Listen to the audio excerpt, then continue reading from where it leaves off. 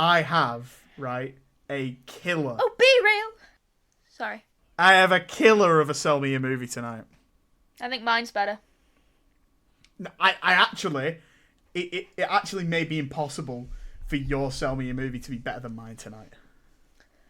Like, I doubt that. Even if you were to recommend, like, the best movie ever made, yours would still not topple my Sell Me a Movie this week. Do you know why my head looks so big on this? It's because I'm leaning forward. So you're actually seeing, this is the top of my head, and you're actually seeing, like, the top of my head. Whereas if I face normally, my head doesn't look as big. But it's because I'm facing forward, my head looks bigger, because my hair is so thin. And so my head looks fucking huge whenever we record. And therefore I get more jokes about me having a big head. But really, I don't have... Like, if you look there, my head doesn't look that big. Cares, it's quite Xander. normal size. Okay, shall we start the recording? Oh. Joe, put your bus away. Put your butt. I've never been told that before. Put your bus away. Put your bussy away, Joe. What's a bussy? Bussy. Butt pussy. You. Ah, Granny.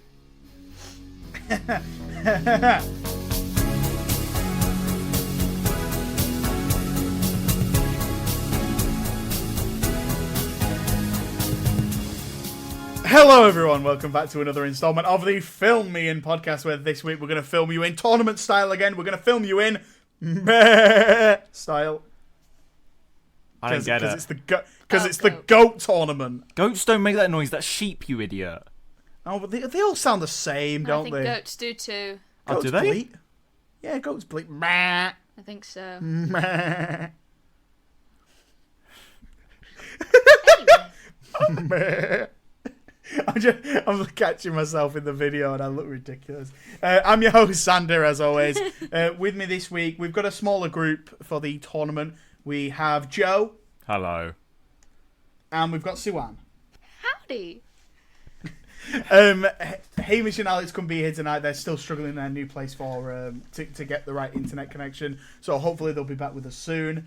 But they send their love and they have entrusted us with coming up with the correct decisions this week to continue our greatest of all time tournament. We're in the round of 32. So we're going to be doing the first half of that this week, and then we'll come back next month and do the next half of it. But before we get into it, of course, we have to do our weekly moan sesh. So who wants to tell me moan? Tell me moan. Tell me sweet little moan. Last night, I was watching Doctor Who, as you do. And it was the one where, spoilers, Clara dies. If you haven't watched it, you're about, what? What? You're about 8 years late, so not my problem. But basically, I was watching it. Like, I was enjoying it. Really, really great performances from the two actors. It gets to the bit just as the Raven is about to fly into her stomach and kill her. No context, this sounds fucking crazy. I know.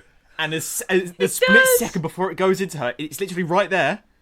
The Wi-Fi cuts out and BBC iPlayer stops working and I have to go to bed. I've only just finished the episode today.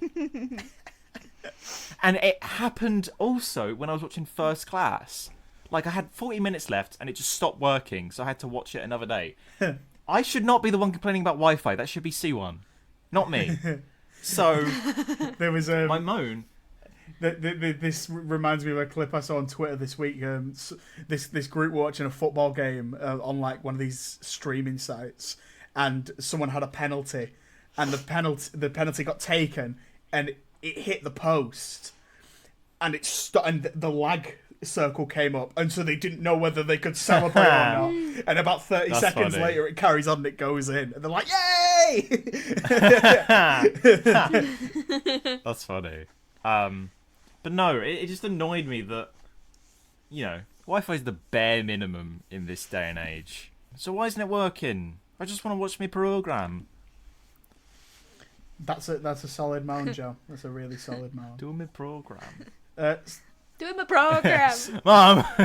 Siwan, do you Do my program! Siwan, do you have a moan for us? Okay. I went to Cardiff over the weekend to see my friends. because I've got other friends. Bullshit.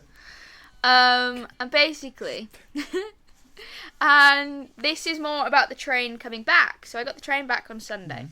Now, the trains in Wales is absolutely shite. It took like almost 4 hours and a half to go from where I live just down to Cardiff.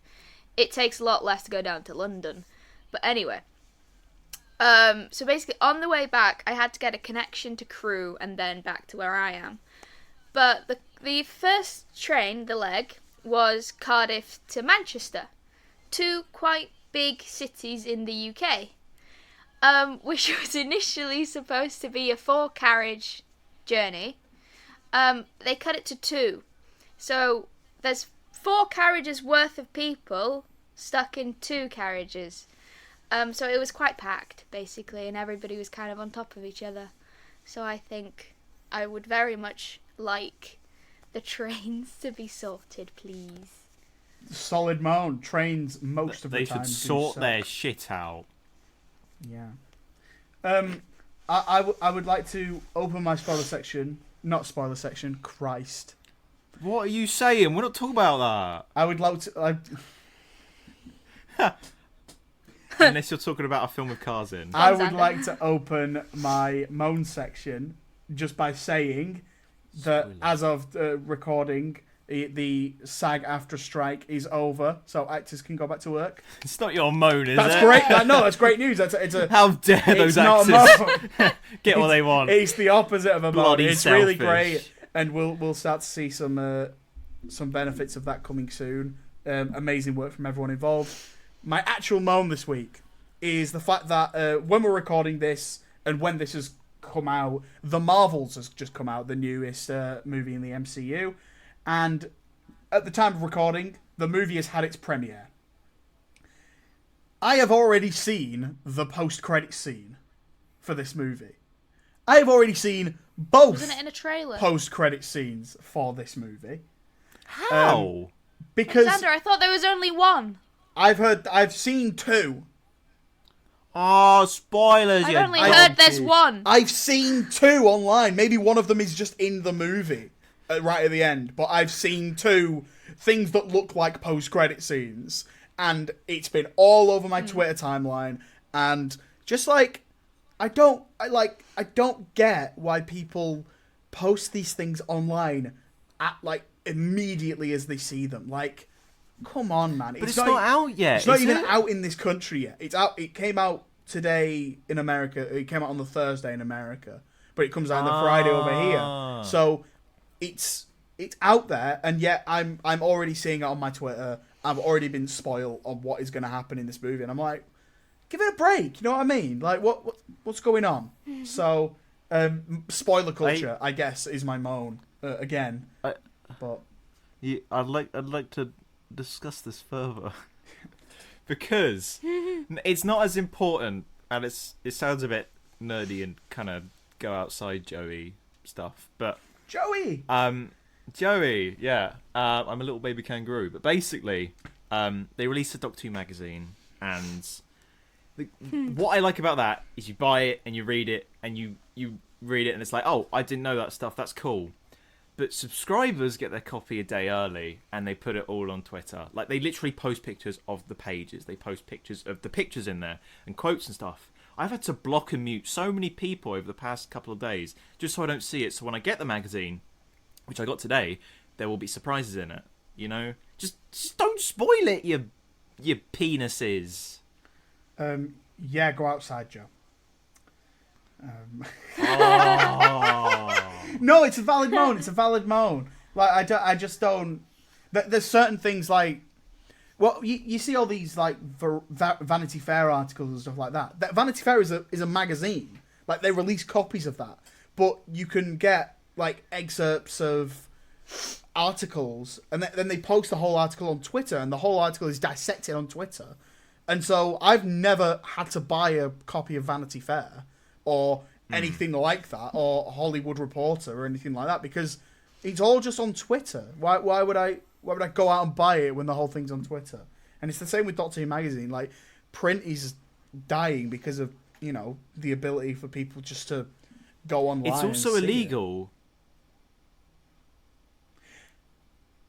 I don't No, I've post looked things on into there. it. I promise. I just read things. I've looked into it. It is illegal. So the editor or the guy behind the magazine I bought was in my like notifications talking about this, and he was like, and also what they're doing is actually not legal. Like they're breaking. I don't know what it's called, but they're posting something online which you'd have to pay for to get. The law? If that... They're breaking something. No, I don't know that's what it not- is. The law? No, not the law. It's not like an embargo, but they're breaking like a. Oh, you know what I mean. You know what I mean. No, we get what you mean. It's like an embargo. It is like that. It's like if we went to see the Marvels on Tuesday because Marvel let us go and see it, and then we told everyone exactly what happened as soon as the movie ended. Like that's not allowed. There's a review embargo when you can release your reviews for movies, and people have to adhere to the rules. Yeah. But they don't. But even in terms of this movie, I kind of knew this thing was coming anyway because there'd been rumors for a while, but there was a spoiler. I'm not going to say what it is because not everyone might know what it is, but I saw a spoiler, a very specific spoiler that is like, oh, cheeky wink and a nod in someone's like Twitter review for the movie before the embargo got lifted. And it's like, So like a spoiler-free review has given the spoiler with a cheeky wink and nod that is a direct spoiler for the movie. You're like, are you good? Yeah. Like, are you okay? You're not being clever while doing that. When you see the movie, like we'll talk about it next week when we give out our full spoiler review of the Marvels coming to the Spotify feed next week. I'll with a really cool trailer to boot. I'll talk about that. I messed it up. I was going to say poster. I said trailer. Yeah, we're Can we cut that bit? Can we cut that bit? We're planning a cool poster. No. With a really cool No. poster to boot as well. Yes, we do. So make sure you're Do listening we? to that. And following us on all our social medias. I'll do this up top so that everyone remembers to do it. Because please, we'd like to know that you guys are enjoying our content. Anyway, so yeah, spoiler culture as a whole. Get fucked. Totally. Shall we move on to the main topic for the week? Yeah. Come on. Sure. Let's go! So this week, as I mentioned up top, we're continuing our look at the greatest of all time tournament. If you haven't been listening so far, what have you been doing? Go back and check out the other episodes because we had some really great matchups, and now we are into the final 32 movies. So these are all movies that we have decided are in our individual top 10 favorite movies of all time, and we've all suffered some losses. Some more devastating than others. You, Xander. Yes, mine. You've got a terrible list. I do not... Joe, I swear to Christ. Joseph. You can't touch me. You can't touch me. I'm in the south. Joey. No one can touch me. No, don't call me Joey. So we're going to head into the round of 32. We're just going to do Joseph. one side of it, and we'll come back another time and do the other half. And we will finish this eventually, I promise. But we've got a few matchups to get through. So we'll just dive straight in and do the first one. Are you guys ready? No. Yeah. The first matchup of the night is the number 1 seed. This movie is on 3 people's lists. This is on Joe's list, Siwan's list, and Hamish's list. And it is from this year. It is Guardians of the Galaxy Volume 3. Whoa. And that faces off against the number 34 seed. This is from my list. And it is Almost Famous from the year 2000.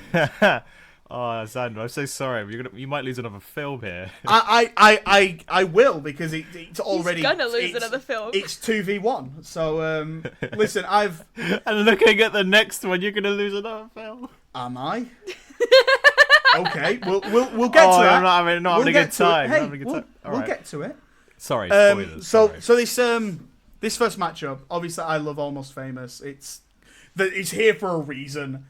And you guys said last time that you really enjoyed it. But Guardians 3 is on your guys' list for a reason. So do you guys want to... Because we haven't had a chance to go through it yet. So do you guys want to go through why it's there for you guys? It's a very good ending to the already pretty good trilogy that is the Guardians. It finishes the story very nicely for all the members. But it's also, like... It's one of those... MCU films that does hold up. Like, yes, it hasn't even been out a year yet, but I think it still does hold up. Like, it's one of the best looking MCU ones. It's a very good story, and, you know, the weight of it still holds, and it's still, you know, quite emotionally charged. I think I watched it maybe a month ago. Still cried. But yeah, no, I think, but it's got a good story that it does make it stand out against a lot of other films, not just MCU ones, but I think it's an altogether very good film. I'd just like to interject here, and I would say I know what you think what you're saying there at the start, that you said it holds up. It sounds a bit funny, and it does, but there's so much hype around when movies come out now that, like, as soon as you see a movie, you're like, it's the best thing I've ever seen, and that is a real thing. I've done it as well. I've looked back at reviews we've done already this year for a couple of movies, and I thought I was really nice to that movie for seemingly no reason. And so to watch a movie towards, like, the first half of the year and go back to it now and still say, like, yeah, no, this is, like, really good. That is an important thing. So yeah, I think you can say it holds up even after 6 months, because some of these Marvel films that come out now, like Black Panther Wakanda Forever, people were really raving about that when it came out, and people don't care anymore. Whereas this movie, people are still, you know, hyping it up and loving it because it's a good movie. Joe, do you want to go through some of your reasons? Yes. I've probably mentioned this before, but it came out at a time when we were finishing uni, so these characters were saying goodbye to each other, and I was saying goodbye to my friends. So it was very prevalent. So it connected me a lot. It made me very sad, like, to the extent that I cried in the cinema both times I watched this. I don't cry in the cinema, and I don't cry around people. I find that really hard. But with this, the tears were flowing, like, probably 3 times for each film. I didn't cry when I watched it with my family when it came out on Disney Plus, but that's because, you know, I can't cry in front of my family. I'm a big boy. No, but it's I'm a something man. that. But it's something that, like, that these 3 films have established these characters as, like, people we care about. So when it comes to this 3rd installment, which is the last, you know, you already care about these characters. So when you put them in, like, an environment where they're properly in danger, you know, you're really rooting for them and the whole film. So I really care about the film. It's definitely one of the best Marvel films and one of the best films, I think. And also, I was speaking to my mum about it today because there's that new Christmas advert with the raccoon.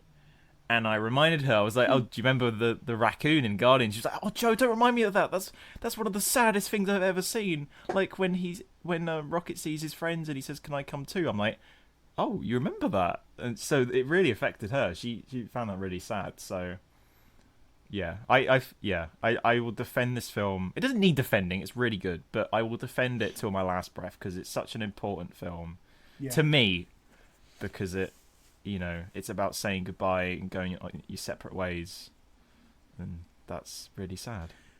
I've already mentioned my issues with, I'm not sure whether I've said it openly on the podcast, with this movie being here, because it is from this year. It's very recent, but I'm going to put that aside. I'm not going to use that here.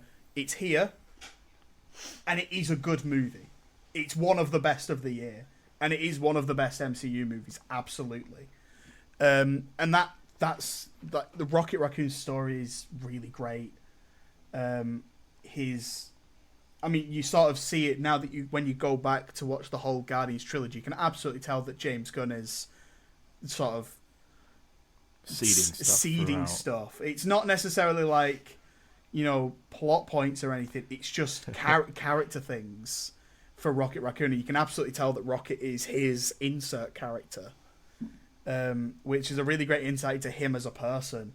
And I think everything else in the movie works really well as well. There are a couple of things that I think have been brought down because of the MCU ties. I think if Guardians was its own separate franchise, I think it would have been... I mean, it already is fantastic and one of the best comic book trilogies we've got, but I think it would be even better without those further MCU ties. Because like this movie has a lot of baggage to do with Infinity War and Endgame that they have to deal with there, and that is an issue the movie faces. But I still think this is really, really strong. And like I said, it's one of the best MCU movies. It's so satisfying at the end, and the soundtrack's amazing. James Gunn, we know he does that. The colours look fantastic. That shot when they're all in their Among Us suits, that's great. That's really great. So yeah, I think it's a really good movie, and like I said, one of my favourites from this year. Do we want to give some more lip service to Almost Famous? Have you guys had any more thoughts about that movie since last time we spoke about it? No is an acceptable option. I think the gist of what I said was just that because I watched the full version, the long one. Yeah. And although I did watch it at 1.25 speed, which I don't think I've told you, but oh my god, that's sadistic as fuck. So the songs are a bit pacier as well, but I really enjoy I've actually it. just lost so much respect for you. I can't believe you've just admitted. You never had any respect for me in the first place. That's not true, Joe. I tell you repeatedly how much respect I have for you. I know, I was joking. Joe's jokes. But I was surprised by it. I enjoyed it. Like, I loved the characters in it. I thought the main kid liked to stare a lot, and I was like, oh, he's staring again. Like, I read a letterbox review saying this kid really freaks me out. But I already liked it. I was rooting. I was like, please, can that guy just give the kid an interview, please? Yeah. But yeah, I thought it was a good vibe. This movie had good vibes. It's a great vibe movie. It's a great vibe movie, and the sequence with Elton John's Tiny Dancer is maybe one of my best music moments in a movie. I don't remember that bit. They're all sat on the bus, and they and Tiny Dancer starts playing, and they're all sort of. It's that moment. It's the day after Billy Crudup walks out and goes to that party and hangs out with all the teenagers, and they're all on the bus. They're all kind of dejected. They've all had a big argument, and Elton John comes on, and they all start singing Tiny Dancer, and it's just incredible, absolutely incredible in that moment, because he's saying to Penny Lane, I have to go home. I need to go back to school, and she's like, you are home, and that's such a wonderful, like, just all together moment for the movie. Everything comes together in that one moment, and obviously the song's like one of the best in it. It's Elton John, man, come on. So yeah, I really like this movie, and I've already accepted its defeat because I know that you guys love this other movie. It's not to say that your movie's not good though. No, absolutely. I was pleasantly surprised by it. Something has to lose, and you lose. Good day, sir. But I am interested to know like what is cut in the other version, because watching the longer version, I don't know what could be cut. I can't remember. I only saw the original one once, and then I've seen the extended one every other time. Yeah. Okay. Shall we vote and get this over with? I'm going to give my vote to Almost Famous. Siwan? I'm going for Guardians of the Galaxy Volume 3. Joe?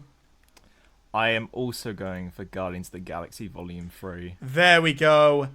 The first casualty of the evening is Almost Famous, and it was almost in the round of 16 if it wasn't for the might of Guardians Volume 3.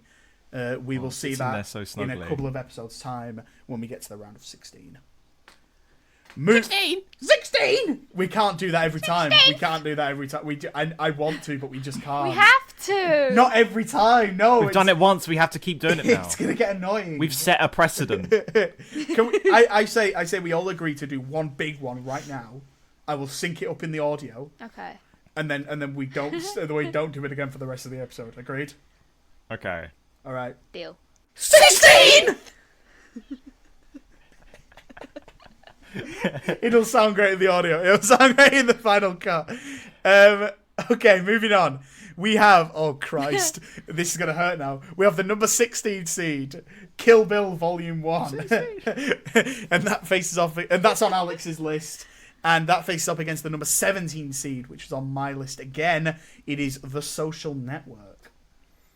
Go on, Joe. You said you knew this one was easy, so go on.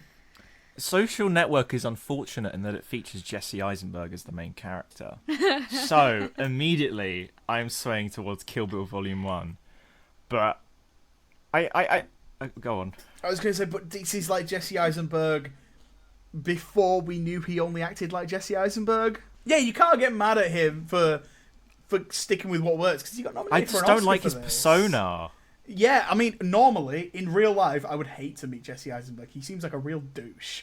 But in this movie, it works perfectly. He's so good here. And you can't ignore the incredible work of Andrew Garfield. And Justin Timberlake? What? Oh, but he's a dodgy man. In the movie, yeah. No, in real life, too. Justin Timberlake's not dodgy, is he?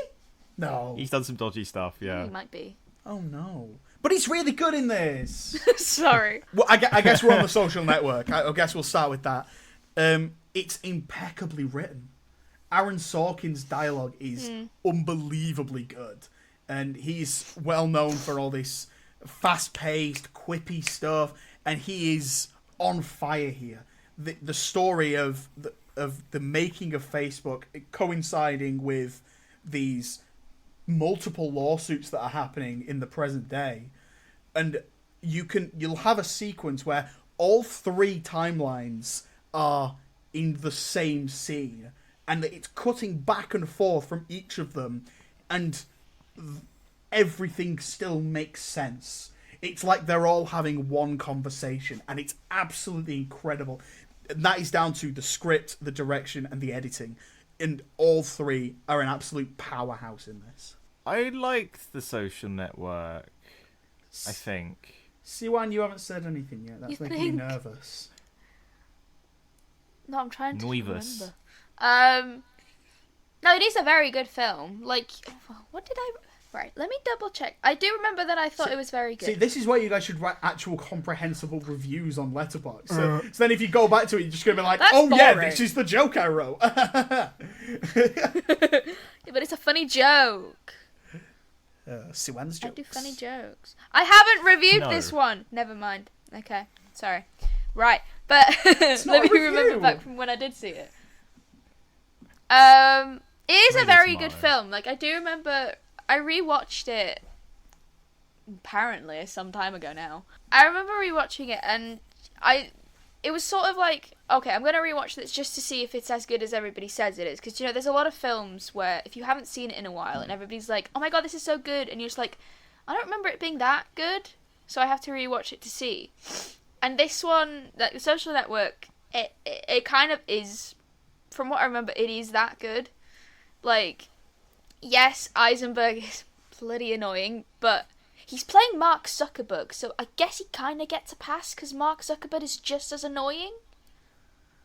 You know? Yes. Like, I'll give it to them, it's a good casting. And yeah, you did say, Andrew Garfield, oh my god. In this film, just oh my god. Yes. He's oh my god in everything, but he's oh my god in this. Yes. You know, like the fuck you flip-flops. Great. Yes! Oh my god. Have you seen Dylan I will say O'Brien Justin Timberlake recreate is a bit annoying. Yes! Dylan O'Brien recreating that is so good. He does it great. He's a movie star. That kid's a movie star. so I love good. him. They should put him in some movies. They He's should fantastic. put him in some more movies. Maze Runner's And good. not just running around mazes. Maze Runner is very good. Super underrated. Maze Runner's so good. Are we going to do a Maze Runner episode? So good. Is that what's going to happen? No, because legit, those films are great, so I'd like to rewatch them. Can we? Okay, look out in 2024. We might do a Maze Runner episode. Ooh. Anyway, Yay! Ooh, what could the poster be for that? I don't know, fucking mazes Us running. I was thinking more us outside the running, box, but Oh, right. Maybe Okay. some mazes.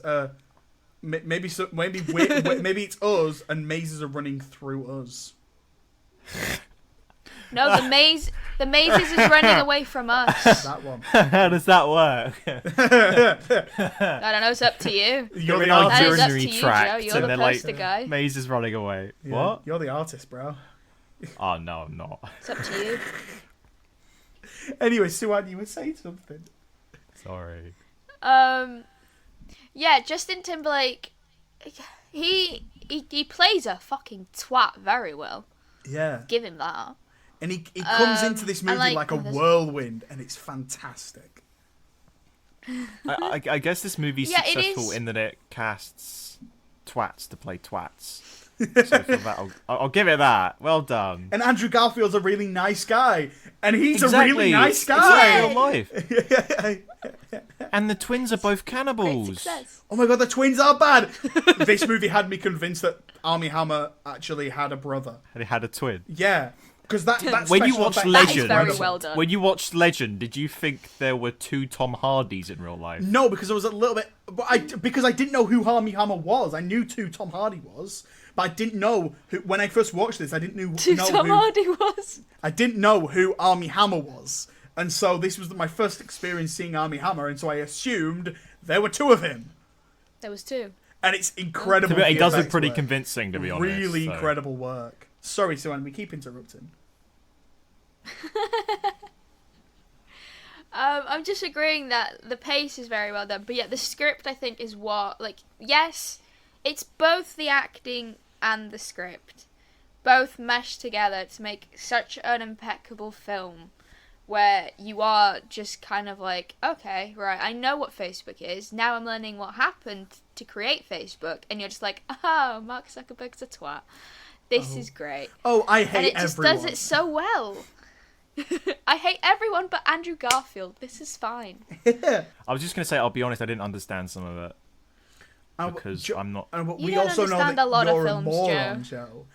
Like- I know I am, but like I'm not good with movies. This is why I hate watching new movies, because I'm really worried that I'm going to watch it and be like, I don't know what's going on. There's comfort around watching movies I've already seen, because I'm like, I know what's going to happen. I'm not going to be dumb in this, because I know exactly what happens. I didn't understand some of the techno-babble and the business stuff, because I'm not a businessman. I think that's actually Yeah, neither do really I, but I know easy that there's lawsuit shit. Yeah, I think that's like really easy to follow here. They sort of spell things Not out for for me. you. I don't know, I found it a bit confusing. I think the music's But really that- good as well. Yeah. It's like sort of synthy and techno-y. I think that's really cool. A really cool vibe. Just that, yeah. Joe. I was trying to appeal to Joe's. Oh, heart sorry. there. No, Yeah, I I know. honestly, I don't remember the I story know from you this were. film. Okay. Yeah. Should we move on to Kill Bill? Yeah. Kill Bill. Yes. This is one of the toughest ones because this is a fire movie. Oh, it's so fucking good. Yeah. I remember, like, for years avoiding it because I'm just like, oh, you know, it's another Tarantino film. I don't particularly care. And, like, my dad for years was kind of like, oh, you'd like Kill Bill. You'd like Kill Bill. And I'm like, will I, though? And then we had to watch it for this. And just straight away, I was like, okay, maybe I do like Kill Bill. I think it is my favourite Tarantino film. I think. I would agree with that. I would disagree. See, that's Yeah, it. well- That's the You're allowed to crazy be thing. wrong. That's the crazy thing about a director like Tarantino. He can make a movie that I regard as one of my favorite action movies, an incredible piece of cinema, and it's still like my 6th favorite film of his. What is your favourite Tarantino film? My favorite is Inglourious Bastards. Okay. I love that movie. I love that movie. And then you've got It's got things. a naughty word in the title. Then you think it does. I had to call it Inglorious as a kid. Just like it was just Inglorious. Aw. Just too Daddy, nervous can to we say watch it. Inglorious? Um, Say the full title, child. I don't want to say it, or we won't watch it. But then you've got Inglorious Bastards. you've got other movies like, and I know you guys have your opinions on Pulp Fiction, but like I love Pulp Fiction. I've not seen it. Reservoir Dogs, incredible. Then you've got Reservoir Dogs! I loved Once Upon a love Time in Reservoir Hollywood. Dogs. I know other people have their opinions. I think that movie's fantastic. Django Unchained. You've got The Hateful Eight still there out there as well. Like, there are so many movies in his back catalogue that you just like, oh my god, do you like take a break and just stop making incredible bangers, please? Because Kill Bill, I feel, does deserve more love because it is really, really great. Yeah, I mean, I knew nothing about it, and I watched it with you, Siwan, and it was amazing. Yeah, it's great. It's segmented really well as well. Something that Tarantino does well is he segments. He splits his film into different chapters. I liked that. It was like, okay, we're on to a new chapter. That was really cool. Like, it's like a book, but as a film. This is his... Whoa. This movie feels like his biggest love letter to cinema. I know that Once Upon a Time in Hollywood is literally a film set in Hollywood about movie stars, but this is like every 70s and 60s martial arts film you could think of. There are references to here, and he brings them all together, and it's just, you can feel the passion on the screen in every shot, and it's fantastic. I have never seen such a cool woman. Uma Thurman. Mummy. She is so cool. Have you guys seen the second part? Yes. Yeah. Right, cool. Just making sure. Yeah, The Bride. Unbelievably cool character. But then you've also got Lucy Liu as Orenishi. Oh my god. Cool. She's so attractive as well. She's so good in this. Like, so good. Also, the whole choreography at the end, when they're all like, when she's against Lucy Liu, or just before, and she's against all the henchmen. The crazy that is, like, 88. one of the best good. fight scenes ever. Yeah. That was amazing. Unbelievably great scene. We were both can just never be sat there, topped. just like, we are watching this. Yeah. That was cinema. We were just in awe of what we were watching. And you know what? That can never be topped by Tarantino. It's one of those sequences where, like, it gets silly and overly gory, and that's why I love it so much, because it takes that. It still works. Suspends your disbelief, and that's the power of what cinema can do. And my dad, I remember I've watched it with my dad so many times, and he is like, it just gets a bit silly, doesn't it? I'm like, yeah, it does. She's fighting 88 baddies. Yeah, it's gonna get silly. She's cutting arms off. Like, there's a moment she cuts someone's head off, and his whole body just like wriggles around for a minute in a shot. She picks someone's eyeball out. It almost feels like a precursor to Kingsman. I'm sure there were. I'm not saying they're on the same level. No, I know what you mean. Like a lot was lifted. There will have been influences for sure. Yeah. But man, this film. Yeah, that fight sequence is incredible. I think it's so easy to get fixated on that moment, because that is clearly what the film is building to, and clearly, like, the most work was put into that. But I think everything else is also really cool. I swear this is also like a 2 hour building film. to that point. Yeah, it's like an hour 45 or something, I think. It does not feel like that. That goes by so quickly. If I'm saying that, someone who hates long run times, then it must be a good film. I know 145 isn't a long run time, don't shout at me. But it flew by, that film. It's very pacey. And it's got a good soundtrack. Kill Bill Volume 1 is an hour 51. And the second one is 2 hours 17. Isn't it? So put together, it's like a 4-hour thing. Oh. Which makes more sense for Tarantino. Real marathon. But, yeah, I think it's, there's loads to like in this. The opening sequence with Vivica A. Fox, that's really great as well. Because as a cold open, I think that's really great. Just to start off with this crazy action sequence and then fill in the gaps afterwards. I think that's really cool. The anime sequence is brilliant. That's cool. Brilliant. I didn't expect that. I completely forgot about it till you just brought it up, if I'm honest. But it was very cool. Yeah, I think there's a lot to love about Kill Bill. And it's one of those ones where, like, if it was going against maybe anything else here, I would absolutely be voting for it, because I love this movie. But The Social Network, I feel, is on. These two movies are so different in tone, in vibe. Because The Social Network needs you need to take a break afterwards. You're like, oh my goodness me, that was a lot to that. Whereas this, you're like hyped up. You're like, I could go again. Let's do it again. But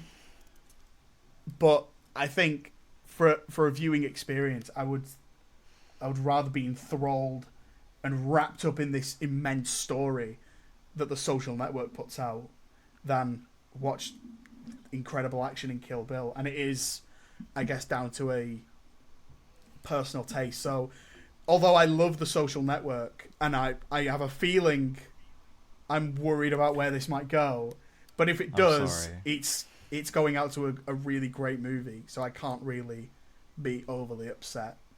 We'll do the voting. I've already said it. I'm going to go for my movie, The Social Network. Joe, you go next. I'm going to go for Kill Bill, Volume 1. Then it goes down to Siwan. Siwan, it is in your hands. Who are you going to send through to the round of 16? Yay. The Social Network or Kill Bill Volume 1? Give us your reasoning. I will say it is quite easy. It is quite easy for me too. But I will go through my reasoning. Now, yeah, like I said before, Kill Bill, I just, the moment I sat down, I don't know what it was about it, but I was just enthralled, and I loved every moment of it, like the bizarreness, the over-the-top fighting, everything. I just feet. Loved it. Yeah, except for that. But, You're trying to tell us something, Xander? And on the same... And like I said before about Social Network, it's such an altogether, such a good film where you are just sat there like, holy shit, this actually happened. And that just makes it even more, good that you realise, oh, something that happened, they've done it in such a good way where you are sat there thinking, this can't be true. And yeah, it's just an altogether good film. So, with saying that, I'm going to go with the one I did enjoy the most, and that is Kill Bill, I'm afraid. Yeah. Kill Bill Volume 1 gets greenlit for a sequel and heads through to the round of 16, and The Social Network has been cancelled. And has gone offline. Gone offline! Fuck! Sorry, Xander. That was a good one. Joe. I don't write these down. I just come up with them on the spot, and that You could do it again if you want. fucking You're editing good. it. No, Yeah. I'll let everyone know how clever you are. You fuck. Sorry, that sounded really. Anyway, we'll move on. Worst compliment ever. We'll move on to the next one. This one feels like it might be pretty easy. It is the number 8 seed. It is from my list again. Sorry, guys. I promise there are other people's movies on here. It's Whiplash, and that faces off against the number 40 seed, and that is from Hamish's list. It's Pacific Rim. We talked a lot about Pacific Rim in the last time we saw it. Yeah. I think even if Hamish was here, I think this was only ever going to go one way. Yeah, there's not much you can fight against this one. No. Do we just want to... Could fight against some big robots. Do we just want to rip this one off now? Whiplash is a masterpiece. Whiplash is so good. We can talk about it when it in the next round if we want. Are we ready to vote?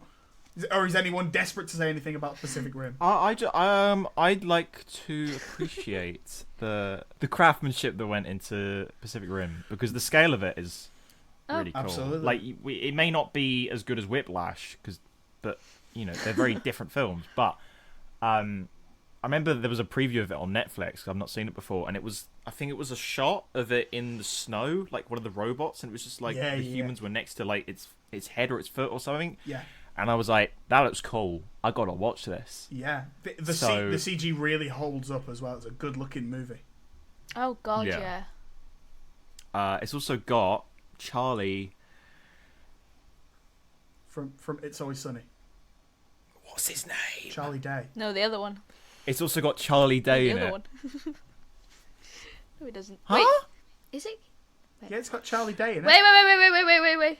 Yeah, I know it's got Charlie Day. It's also got I remember that. I'm no good with actors' names. It's got the guy from Torchwood in it as well. Mr. Gorman, whatever his name is. Bern Gorman's in this. Yeah. So there you go. There you go. Ron Perlman's I in mean this. the other Charlie. There's Cha- the other Charlie, Charlie in it Hunnam. too. Charlie the main Hunnam. guy. Charlie Yeah. Oh, he's from that really That's terrible where I King thought you were Arthur going. movie, isn't he? With David Beckham. Yeah, he is. Yeah, that was awful. Joe God, was yeah. disappointed. Joey, if you finish waffling, then can we move on? Can I? We can do. Oh no! If you actually had, I thought you were genuinely taking the piss. If you want to talk about it, go for it. No, I wasn't taking the piss. All What are you right, talking about? Go for it. Sorry, go for it. My apologies. It's one of those popcorn movies where you can just sit back and watch it, and I thought that was really cool. Big robots And fighting then big Whiplash. aliens. As soon as I watch, I'm a big fan of music. I know. Wait, did you want to talk about Whiplash later? Are you? We could talk about it next time, but if you have something to say now, say it. I just want to quickly touch on. I really love music, and people kept recommending that I watch Whiplash, so I did. And like as soon as the credits rolled, my feet were tapping. I was like dancing around my uni accommodation room The and listening to the soundtrack non-stop, because I know you'd recommended the soundtrack before I'd watched the film. And I listened to it, and I didn't have the context. And then I watched the film, especially the ending bit, and I was like, "Oh my god, that's so cool!" It's really tense, and it's not only is it like a tense drama, but it's a love letter to music. It understands the terminology. It treats it with respect, and it's a great score. And also, it's a much better score than Babylon, who's the same composer. And same director too. this feels so unnecessary. You need to watch that movie before you start running your mouth. It Boy. doesn't feel unnecessary. That music annoys me. I'm not watching a 3.5 hour film. It's such a... That music's so good, though. It's actually just No, 3 hours and 10 minutes. So have Okay, Mr. Biggins. Yeah, it feels but like it. It does feel like it, though. Oh yeah, it's fucking long, bro. That's another conversation. It's a long That's another movie. conversation. Anyway, yeah, Babylon. Yeah, Whiplash is perfect. The soundtrack is he's a regular in all my playlists. But it's not. We can talk about it next time in more depth. Because right now we can just get rid of Pacific Rim. Right, I'm voting Whiplash. Whiplash goes through. Whiplash. And Pacific Rim is defeated by a kaiju. Yeah, I get that now. Right, we'll move on to what I believe might be the toughest one of the night. This is the number 9 seed. This is from Joe's list, and this is the I'm movie... number 9! Number 9? Oh, I didn't even notice. This is that's really cool. It's the movie Ratatouille, and it faces off against the number Ratatouille. 24 seed from Siwan's list, and it's Prisoners. So, before we get into this... Polar opposite vibes. Before we get into this, Just a I bit. was looking at your stream of it, and the one that Ratatouille was facing off against was cut off, and I could only see the tops of the letters. So I was like, getting up close, trying to see what it was, and then I pieced it together that it was Prisoners, and I was like, oh shit, I'm really gonna have to defend my movie now. This is cruel. Listen, you guys already know where you're going to vote. This is incredibly tough for me. I opened this document about an hour ago, and I was like, oh, fuck. Like, I don't know what I'm going to do here. Because really, you guys are going to vote for your movies, and I'm going to be stuck in the middle like a divorced parent child. In the middle with you. So... Xander, come to my side. I've got sweets. Oh, fuck yeah. I've got Doctor Who DVDs. You creep. Right, Joe, do you want to talk about Ratatouille first? I used to watch this film basically every weekend. I'd go to my nan's and she'd have like a stack of DVDs, and this would always be the one I'd put on that I'd watch with my sister in the other room, not the adult room where all the adults were talking, all the grown-ups were talking, but where me and my sister would sit and just watch films. And we used to watch this on repeat. And I just love this film. I can't pinpoint why, but it's just such a good film, isn't it? It's I think it's Pixar's best. It's about an unlikely hero, isn't it? About Oh, I'm really terrible at describing films. But it's about... Look, who would come up with, oh yeah, this rat, he's going to cook in a kitchen. No one thinks of that. That's so cool. And like, I don't know. I really love the soundtrack by Michael Giacchino. It's really great. I'd love to hear it live one day. If anyone could organise that, you'd be my favourite person ever. But also, it's a funny movie. The animation's great. I think a really cool detail is that some of the chefs, or some of the characters even, look like rats. They've given them rat ears, which I think is a nice touch. So it's showing that you've got the rats, but you've got the humans who are almost rat-like. You know, they more fit the stereotype of these evil creatures than the rats do, who are actually really nice in this film. And also, as someone who likes cooking and baking and stuff like that, it's cool to see this. It's cool to see the inside of a kitchen, even though I don't want to go into it into professional capacity. I think it's really cool to see the inner workings of a kitchen. But I really like the movie. I think it... Let's get real for a sec. Let's get real. Oh, Jesus Christ. Sandy, you have to do a lot of cutting out. I'm really struggling here. I cannot talk about my own movie. I'm broken. I'm really broken. I've just waffled on about how I like kitchens. Okay. Oh, I really don't know what to say.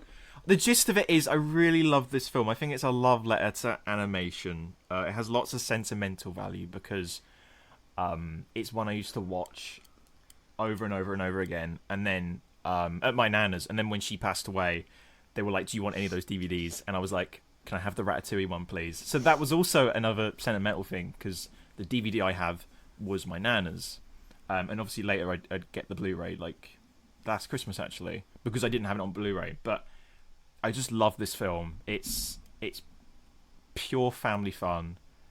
It has a lot of heart to it, a great score, and if you haven't seen it, I would definitely recommend it. Cool. Thanks, Joe. Siwan, do you want to talk about Prisoners for a bit? Sure. I'm not going to talk about how much I love kitchens. I to be fair, I didn't see this till this year, so I think it was the beginning of the year.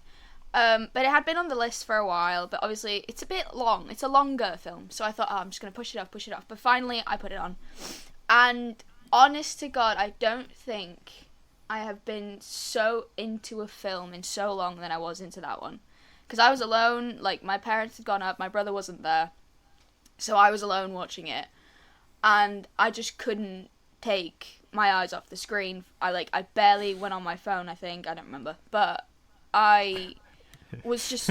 everything about the film, I was just... Do you know when you're just fully into it? Like, fully into the experience of that film. That was it for me. And that's why, I've only seen it this year, but that's why I had to put it on the list. Because it's such a good film. So well acted. The story is fantastic. Everything about it, you're just like, I want to make a film like that.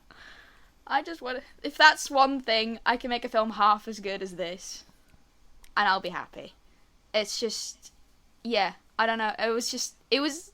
Not to say it was an experience, but it was, sort of, for me. Because it just... I was in awe of it. And, yeah, so I had to put it on the list. Right, okay. I'm going to go through my thoughts. So, Ratatouille, I didn't watch as a kid. The first time I watched it, I think I was 15.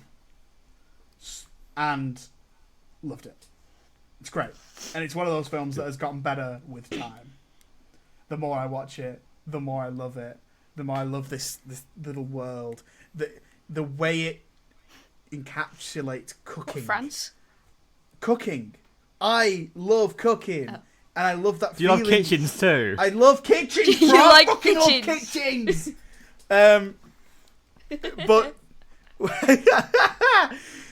But like cooking is one of those things that can engross you like that. And seeing a great movie about cooking that just brings the joy and passion out. If I'd have seen this a little bit younger, I absolutely probably would have tried to be more of a chef. But now, like, I still feel like when I'm making food and I test a sauce, I imagine, like, those things, like, collapsing together in Remy's head like he does. He sees patterns and stuff like that. It's wonderful. It's great animation from Brad Bird. Well, I know he directed it. It's not his animation, but you know what I mean? The great direction from Brad Bird. It's also scientifically accurate, that depiction. It does happen. It does happen. Yeah, absolutely. The beginning's weirdly violent. Why does that woman have a shotgun? Fuck. And yeah, I love the central romance. I think it's really cute and makes a lot of sense for the movie. I like how I like the little angry chef. He's so cool, and it's Skinner. On my big expanded list of favorite movies. This is on there, but unfortunately, so is Prisoners.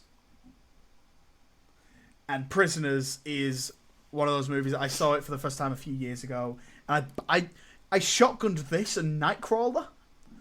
Might have been the worst decision of my life. I was so unhappy for the rest of the week, but but Prisoners, it makes you so terrified of it. Me personally, it made me terrified of having kids. I don't ever want to have kids now. That seems like really scary. But it's got great performances, like Jake Gyllenhaal, amazing as Detective Loki. I love him. Hugh Jackman, you get a rare, like, actually dark, dramatic role from him. I know he's like Wolverine and Les Mis and Greatest Showman, but like this is like a Hugh Jackman we don't get to see that often, and I really, really like it. Terrence Howard's in it. That's great. Viola Davis is great as well in her smaller role. David Dashlaman, Polka Dot Man, he's really cool in this as well and creepy. Paul Dano! He's so good. And It's a shame Alex isn't here to talk about Paul Dano. Oh my god, this is the second time that Alex has missed the Paul Dano chat for Prisoners, by the way. Yeah, I know. Gee.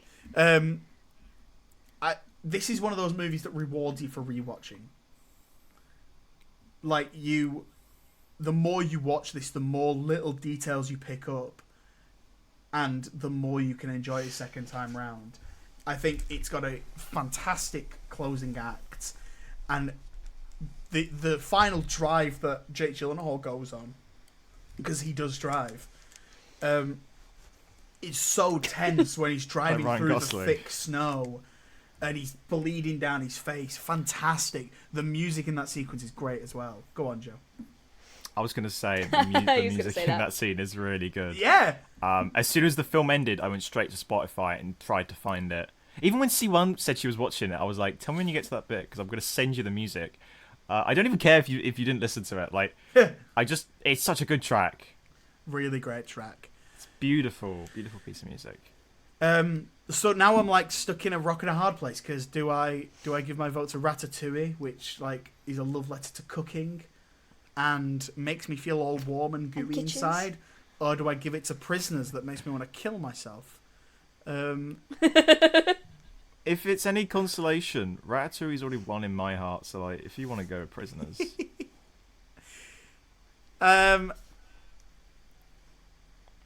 you guys vote first. Joe, just to make it official, where are you voting? I want to go with Ratatouille. Although I would love to rewatch Prisoners because I didn't quite fully understand it the first time, but I thought it was very good. Oh no, come on! Siwan. That's a hard to understand movie. No, it's not. People Try my get best kidnapped. here. That's what's to understand. Go on, As Siwan. much as I do like Ratatouille, I am going to go with Prisoners. Oh, it's Brad Bird versus Xander. Denis Villeneuve. This one's really hard.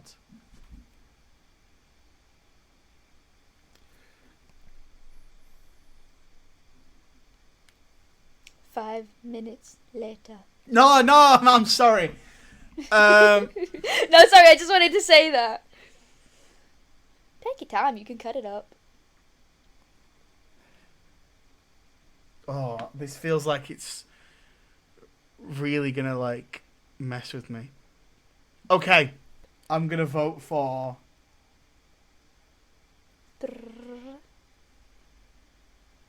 Prisoners. I'm sorry, Joe. That's okay. Ratatouille has been put in a trap, and Prisoners has been let loose onto the round of 16.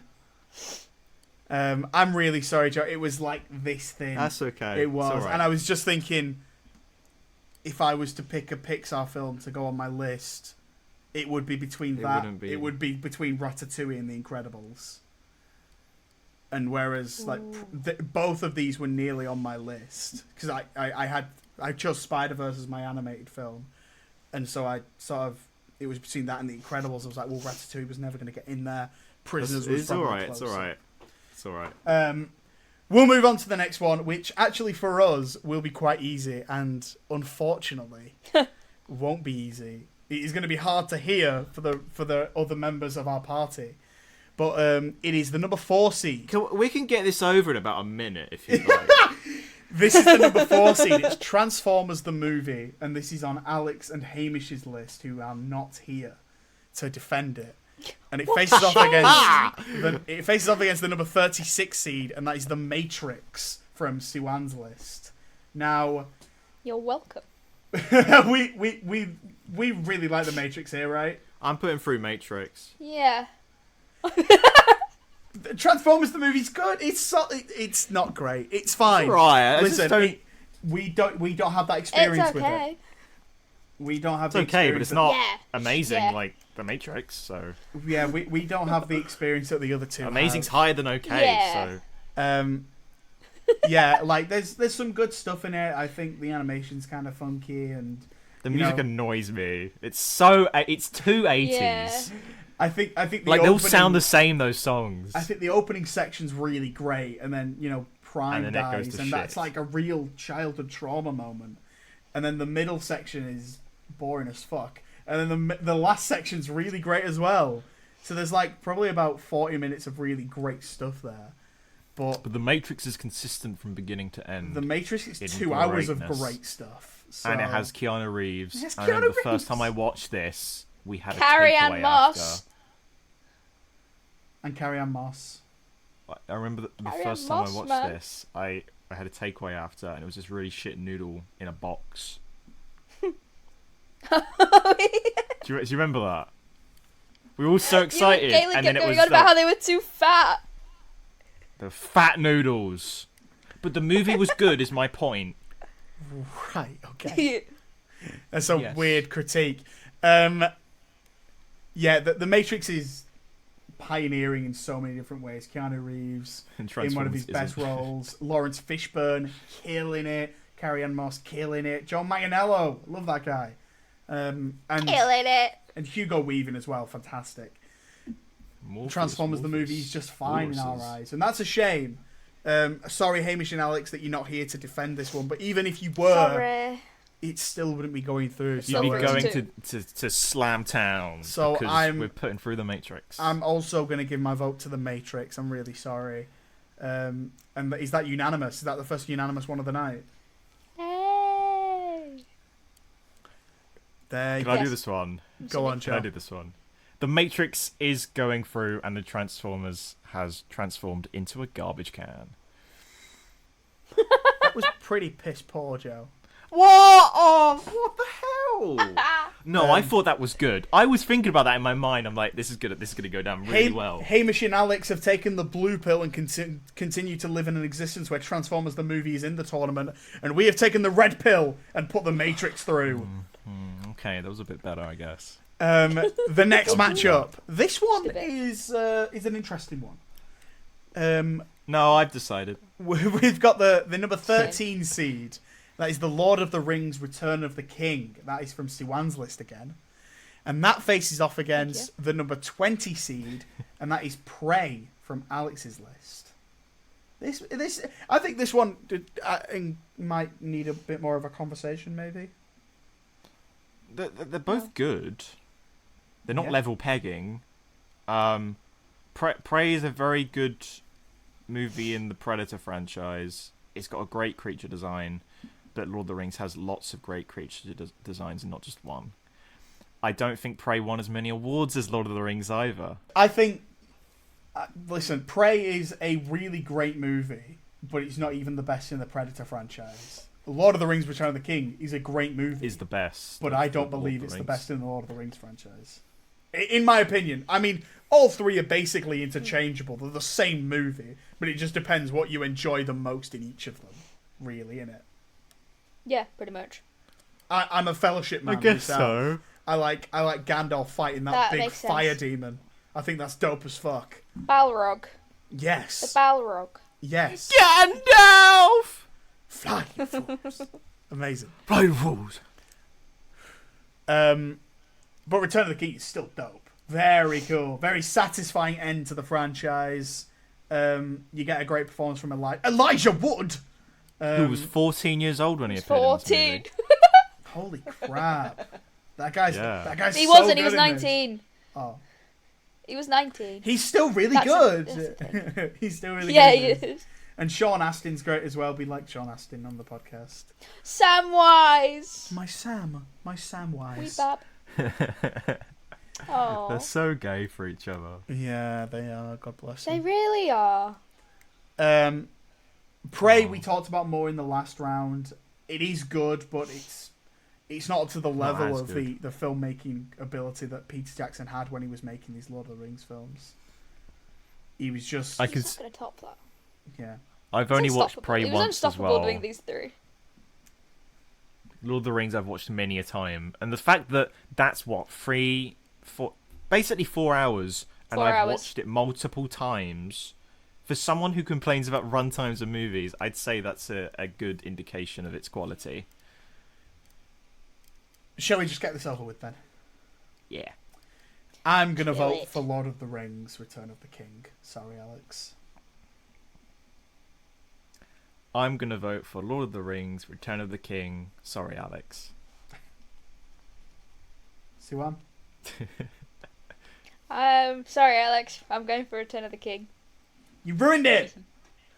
You're doing them out of order. What I mean?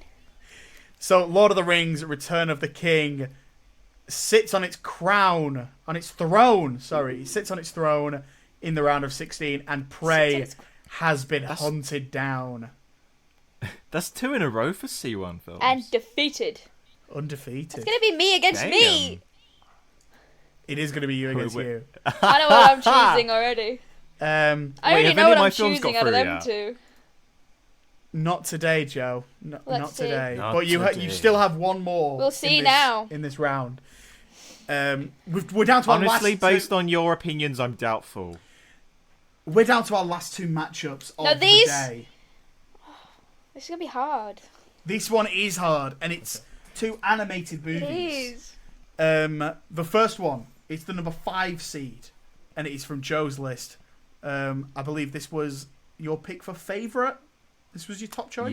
Yeah, this is my favourite movie ever. And it is Fantastic Mr. Damn.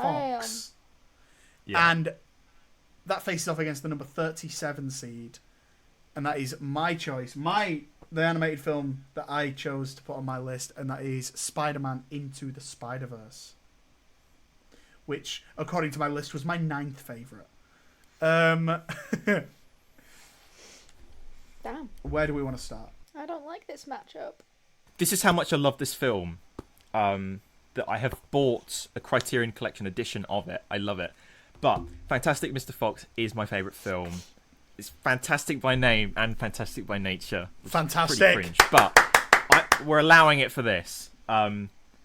It's a lot. I know I say this a lot, but this is genuinely a love letter to animation and Roald Dahl's story as well. It's such a faithful adaptation, I believe, of his original story.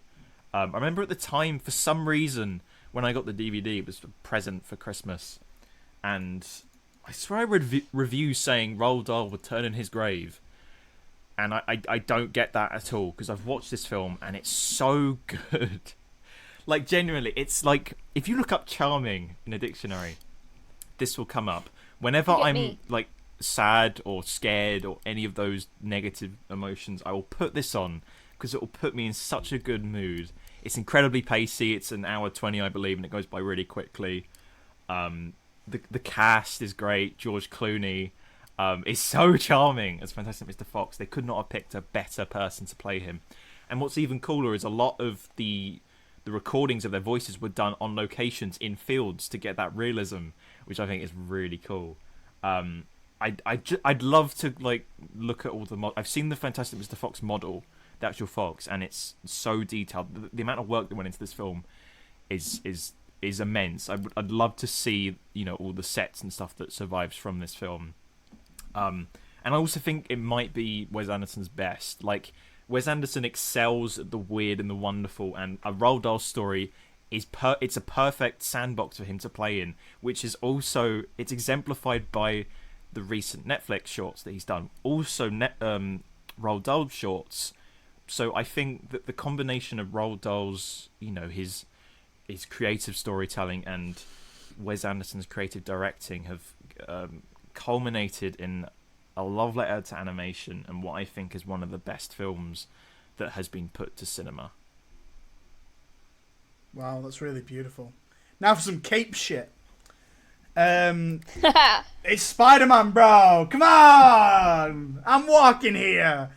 Talking about the hard work of artists, Spider-Verse, man. Every single frame of this movie is a painting. Good Lord above. It's a stunning visual achievement. They created their own art style for this movie and perfected it in one movie. They did that. How did they do that? I don't know. They also incorporated so many different art styles from different universes because it's the multiverse story. And it follows a new Spider-Man that a lot of people hadn't experienced before, Miles Morales. And for so many people, this is a new role model for them. This is a black Spider-Man. Like, that's huge for so many people. It's a gripping story that like reels you in from the very first moment. As a Spider-Man fan, this is a love letter to Spider-Man as a whole. But you can watch this as a normal person and find so much of this charming and incredible to look at and visually pleasing, and such a heartfelt story about family and finding your place in the world. And it's a great coming of age story, and I love coming of age stories. I mean, there's a bunch on my list that are coming of age stories in various different forms, because I love that that genre of movie, that subgenre. I think it's a really great way to tell a story. And voice cast, it's fantastic here. I don't have George Clooney, but I got Nick Miller from New Girl, so no, but then you've got Mahershala Ali as the Prowler. He's really great. He gives it his all in an... That's Mahershala Ali? It's Mahershala Ali.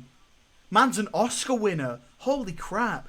Brian Tyree Henry, I mainly know for comedy roles. I love him in Atlanta.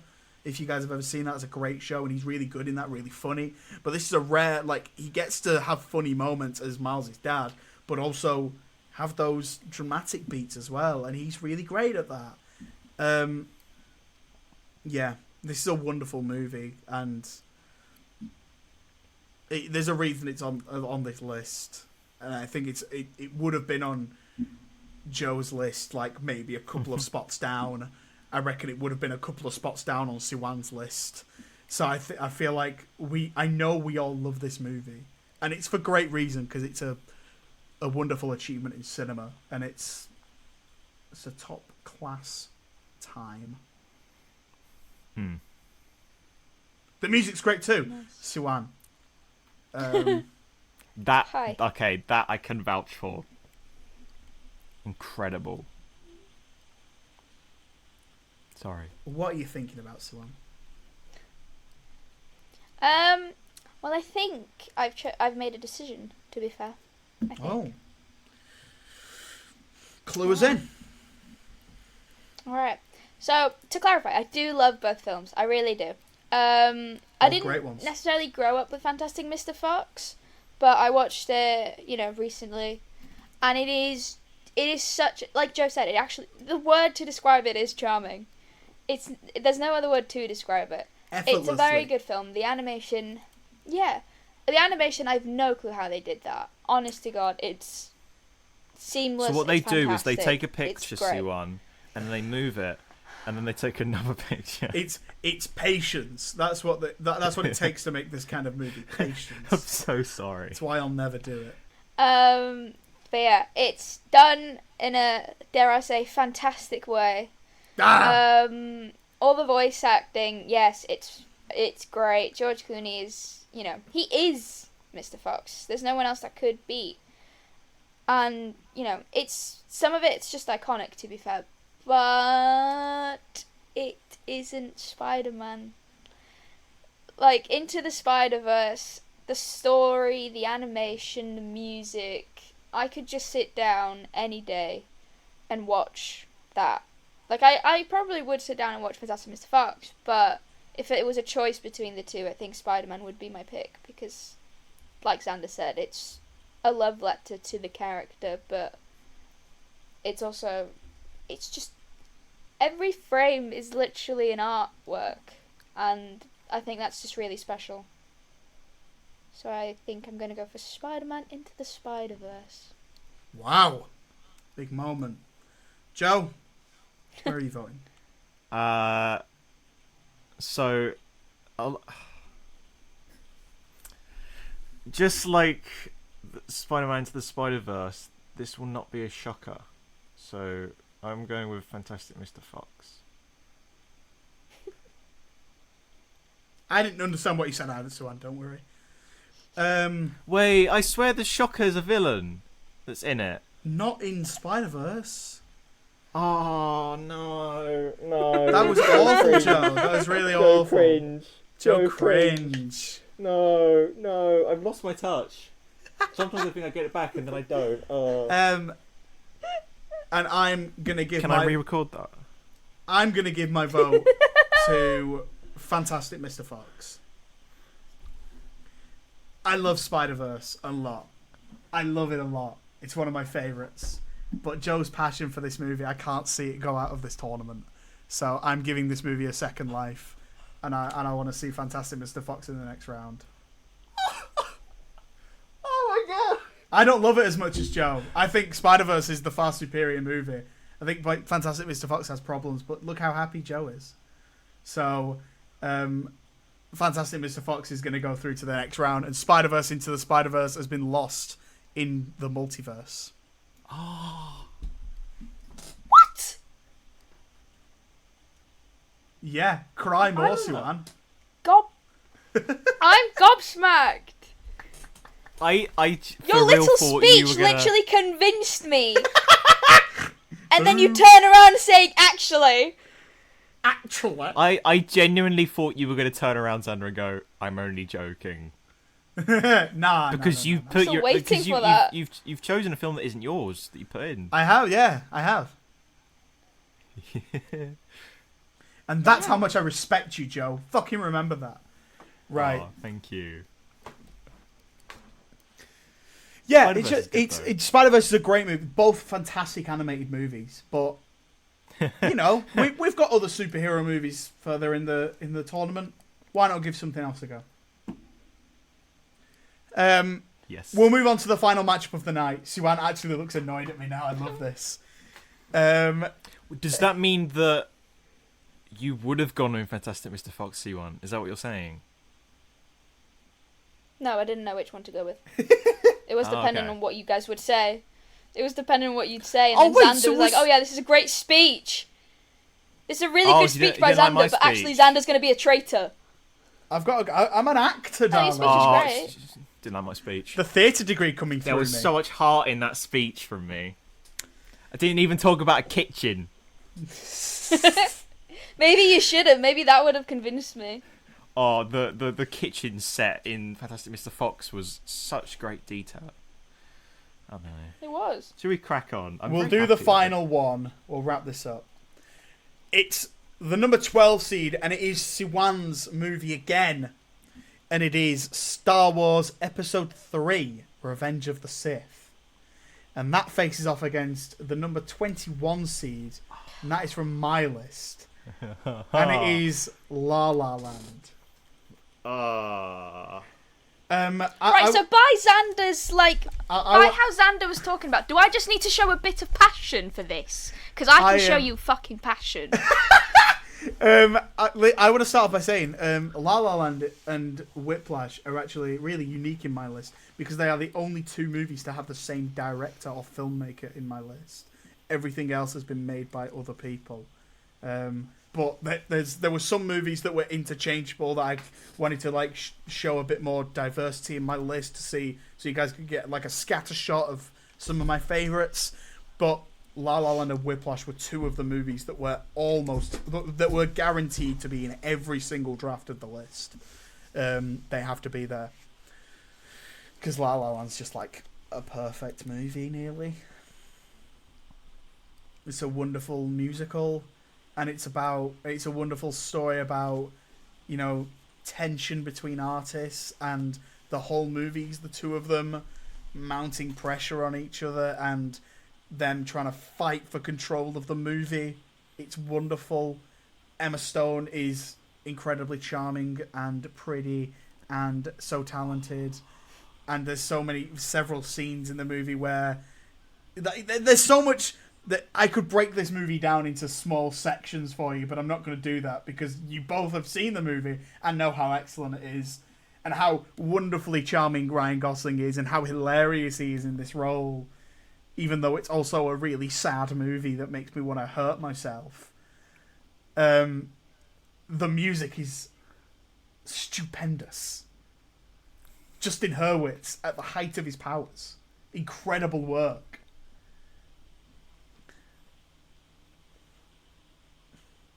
I'll stop for a bit.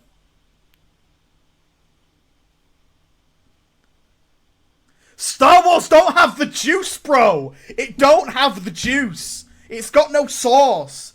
Episode 3 is not a good Star Wars movie. It's a bad Star Wars movie.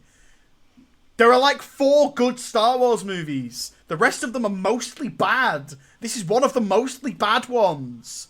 It looks like shit. Ewan McGregor is like okay in it. Everyone else is giving a bland, lifeless performance because they don't know how to act over green screen yet. You do not and diss there's too Ewan many McGregor. effects. I say he's fine. He's perfectly fine in this movie. Everyone else sucks. The story is too rushed in this movie. They cram everything in this movie because they didn't think about that in the last two. They just sort of fucked around for a bit. And now they've got all the story from the prequel trilogy in this movie. And it just implodes on itself. There's too much to it. There's too much going on. It's so hard to believe that Anakin at the start of this movie is a heroic character. And just an hour into this movie, he's like, I'm going to go kill some kids. It don't make no sense. All right? It's a dumb movie. I don't like it. The dialogue is terrible. I have a real thing with Star Wars, okay? I fucking hate talking about Star Wars because it gets me riled up like this. I don't like it. I don't like what it does to me, okay? And this movie's bad. Quickly before Siwan talks about Revenge of the Sith, can I just say, in Attack of the Clones, he kills a load of what they're called, sand people. I know, but if you watch this movie, if you just watch this movie at the start, he's like a perfectly cool guy, and then by the end he's killing kids. That's fucking bullshit. Anyway. She's brewing. I respect your opinion. Well done. No, she doesn't. She does not respect my opinion. She's gonna No, hurt I do. me. She's gonna say something bad about my mother. I'm not. I respect your opinion. La La Land is a very good film. It's, you know, the music's very good, the acting, the storytelling. Yeah, it's an altogether very good film. I feel like I'm being roped into something here. No. It feels like it's a trap. Do you not have anything to say about Star Wars? See, what are you going to talk about Star Wars? Well, I don't know. There's no point to, like, you know. You've got to defend it because I've still got to choose based on your speeches. We are recording a podcast for people for entertainment purposes, you know. And this is entertaining. But it's also confusing as fuck. But we want to hear what you have to say about Revenge of the Sith. But Joe, you have your own opinion on Revenge of the Sith. I know, but I want to hear what you have to say. I think Siwan has realised that she maybe picked the wrong Star Wars movie. Not necessarily, because I think No. that is the best Star Wars movie. That's so incredibly wrong, but okay. No, I picked Revenge of the Sith for a reason. It's there for a reason. I like it for a reason, and it's my second favourite film for a reason. I know why I picked Can you explain that a bit more, please, Siwan? I'd Yeah. love to hear what you thought about the film. Genuinely, come on. I want to hear your passionate speech about it. This might be one of the only times you get to talk about Star Wars on this podcast, so I'd embrace it. I guess everything Xander said in his initial speech about La La Land, I could say about Revenge of the Sith, to be fair. But What about how that was Emma a while Stone ago, is so really I don't pretty? actually remember. Yeah, Emma but I Stone can was change really it good about in Ewan Star McGregor. Wars. Okay. But, you know, that was a while ago and I started to talk to myself, so I don't actually remember what he said. I just remember thinking at the time, you know what, I could say that about Star Wars. Okay. How do I articulate this in a way? Take your time. love. Obviously, different to Xander, I like Star Wars. Quite a bit. Right? Quite a bit, to be fair. I like most of the films. I can find things to like in all of them. There's bits about them that I like. Yes, some of them are not necessarily bad, but not as good as the others. But I can still find reasons to like them. And over the years, obviously growing up with Star Wars, I had a way of thinking about the films. Mainly growing up with hearing people say that the prequels were bad. You're, especially at an age where you don't want to say the wrong thing and you're learning to think for yourself. Just before that, I was like, yeah, maybe the prequels are bad, because that's what everybody was saying. But then I got to an age of thinking for myself and saying, no, they're not. I like them. I can find things in them that I like. However, the difference between Phantom Menace and Attack of the Clones is that Revenge of the Sith as a whole, I thoroughly think, is a good film. The way that they portray the downfall of Anakin is done perfectly. And it's also heartbreaking to see, because you can see Anakin's relationship with Padme, you can see his relationship with Obi-Wan, and how strong that is, and how he's been manipulated by Palpatine to turn against all of that. And the effect of that, not just having on him, not just having on Obi-Wan, not just having on Padme, but quite literally on the entire galaxy, I think is done so well. The music, John Williams is at his, the score, Order 66, the fight on Mustafar, I have that on my Spotify because I just love them. I literally know the Order 66 bit to a T, where I can tell you right now where that kid says, Master Skywalker, there's too many of them, what are we going to do? I can tell you exactly what is going on. I can see it in my head. But, yeah, the entire Order 66 is heartbreaking, but done beautifully. And then the second half of the film, where it is literally just Obi-Wan finding out about Anakin, and then facing that, and then the duel on Mustafar. I can't say how much I love that and how that means to me, because those characters do mean a lot to me. And the fight, the choreography, I think Xander might disagree, but I think it's the best sword fight in history. Seen on cinema, seen on the screen.